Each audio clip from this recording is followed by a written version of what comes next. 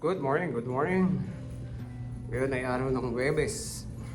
At yung weather natin ay ito na yung simula ng lamig ng January. Kasama natin yung lamig ng February.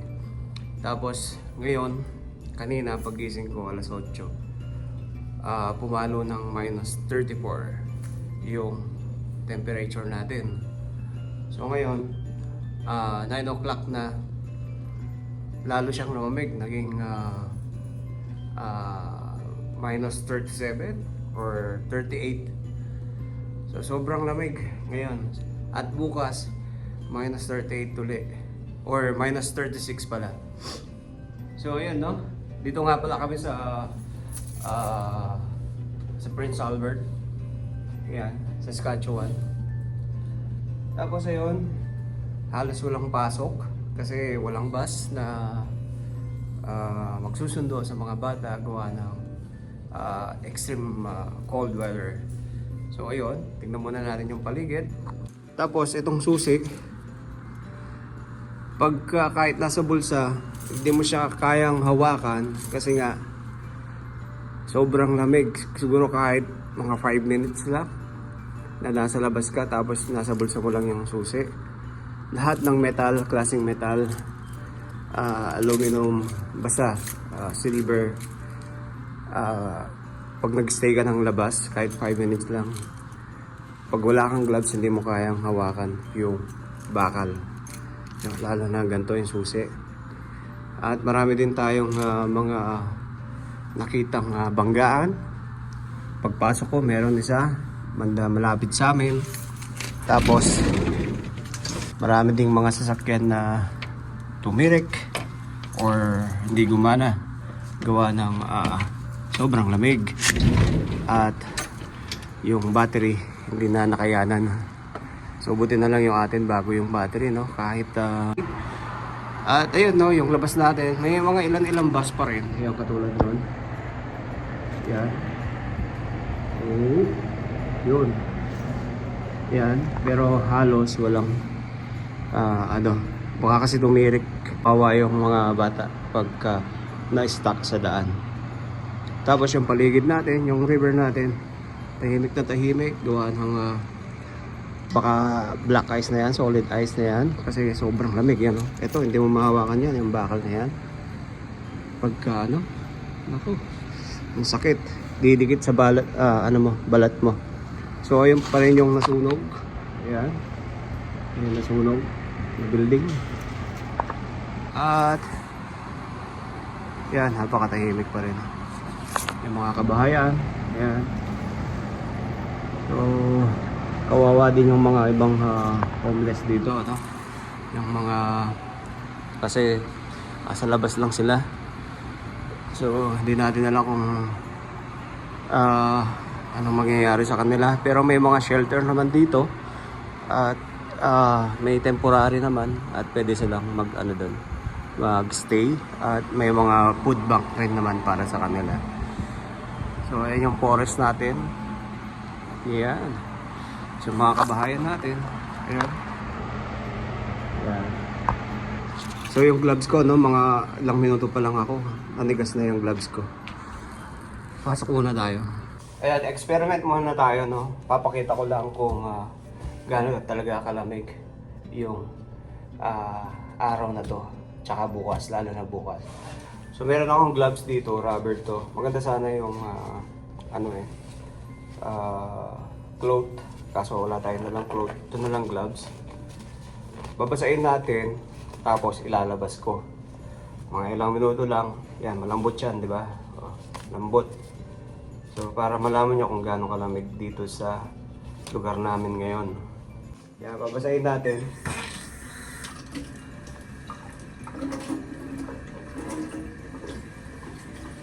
Yan, kahit yung labas lang. Tapos lalabas natin.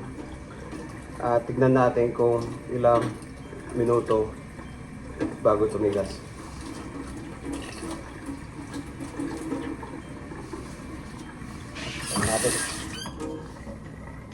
Nilabas natin at tignan natin kung tatayo siya. At Pasok din tayo kagad kasi. Yan.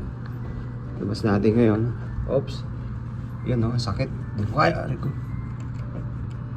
Lalo na. Oh. Lang. Bit natin yung sakit. Yan. So labas natin ngayon.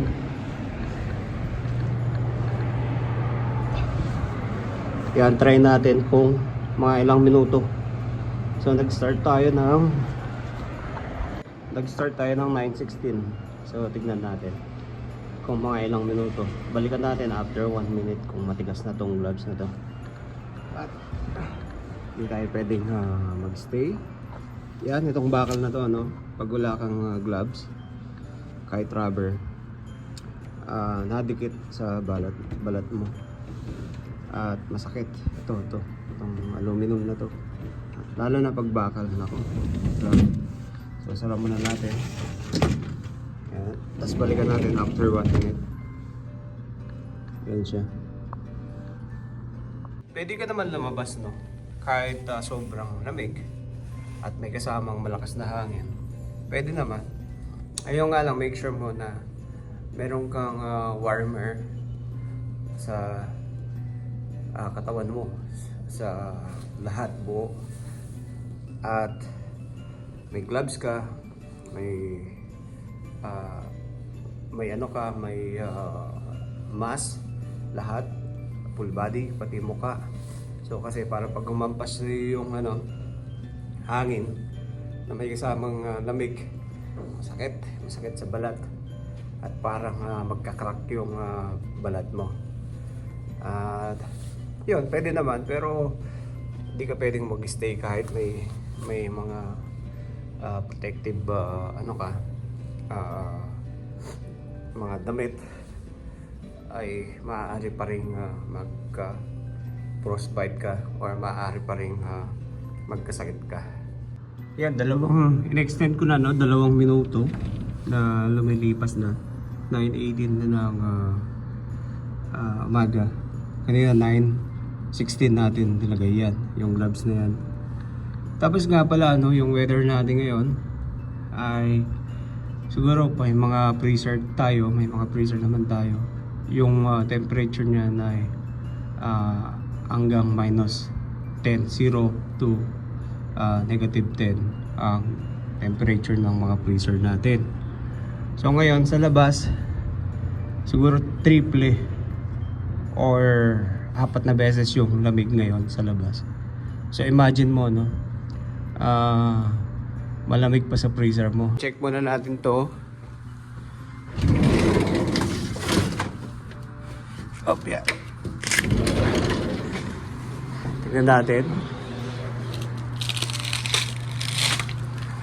Ang tigas, oh. Tumayo. Rubber pa to, ha. Yan. Tigas. Kahit batuin mo nang batuin na. So, ganun. So, 5 minutes nga pala, no? 5 minutes bago talagang tigas na tigas siya. Ayan, oh. So, try naman natin yung towel. Grabe, oh. Naglalaglagan yung yelo. Yan, nagdala tayo ng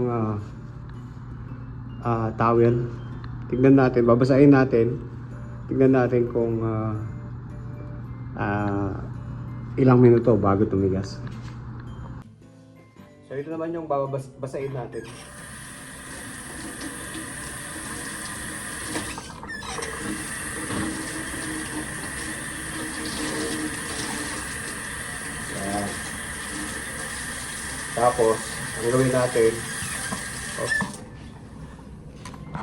Tapos, ang gawin natin, paano natin? Bilugin natin. Yan. Oops. Yan. Bilugin natin ganito.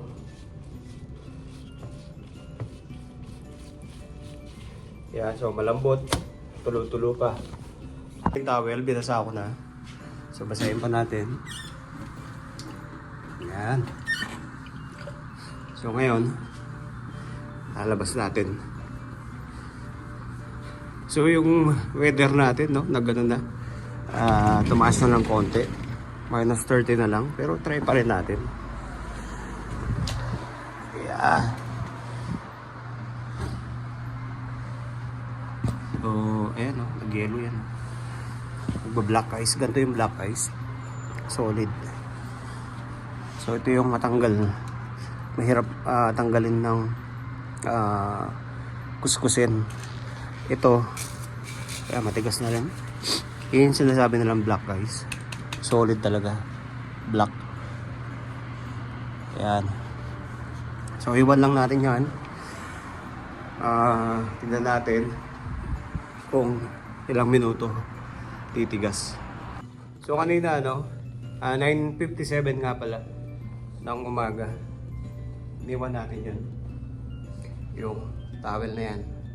Tapos kanina yung gloves. Eto, binasa ko na uli. Kaya wala akong magamit eh. Kanina, 2 minuto. So, ganun siya tumigas. At yung bakal naman, sa mga, ewan ko lang yung mga aluminum. Pero yung bakal ay mga 5 minutes lang, malamig na. So, mahirap siyang hawakan. Yung mga aluminum na yan, parang ganun din siguro sa bakal. So, hindi ko sure. Depende siguro sa lamig. So, binabase ko lang to sa minus 36 or minus 38. Yan. Isang minuto na yung nakakalipas. Tanggal ako ng gloves kasi try natin kung tumigas na. 1 minuto pa lang. Meron akong napapansin nyo. Yan. Nag-yellow na siya.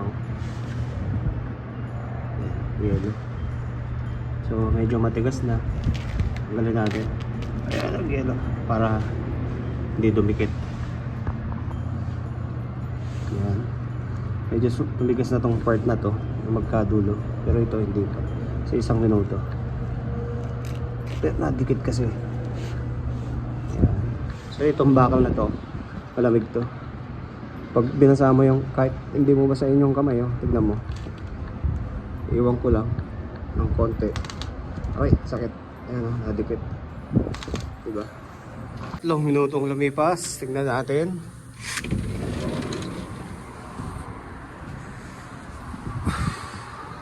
Oops. Medyo matigas na. Natayo-tayo na Pero malambot pa. Sa dulo pa lang. So 3 minuto. Paano pa kaya pagka tao ang basa, no? Siguro mga 5 minuto pa lang. So balikan natin after 5 minutes. Yan, tignan na po natin, no?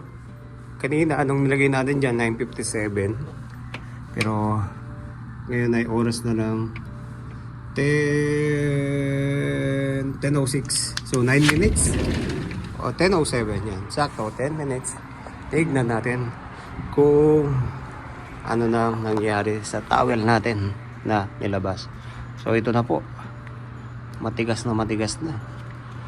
Oink. Grabe. Pwede ng pangpukpok. So ganito lang po siya kadali. 10 minutes. Tigas na tigas na. Isa pa. Tigas. So yan po. Ganito po ang sitwasyon sa amin ngayon. Sobrang lamig. Yan. So pasok na tayo. At di ko kaing lamig. So yan po. Tigas na tigas na. Ayan kahit yan, babaliin natin. Ayan. Ayan. So nag-yellow na siya. Grabe. Buksan muna pala natin. Ayan. So yung loob medyo basa-basa pa. Pero dikit na rin. Ayan. Oops.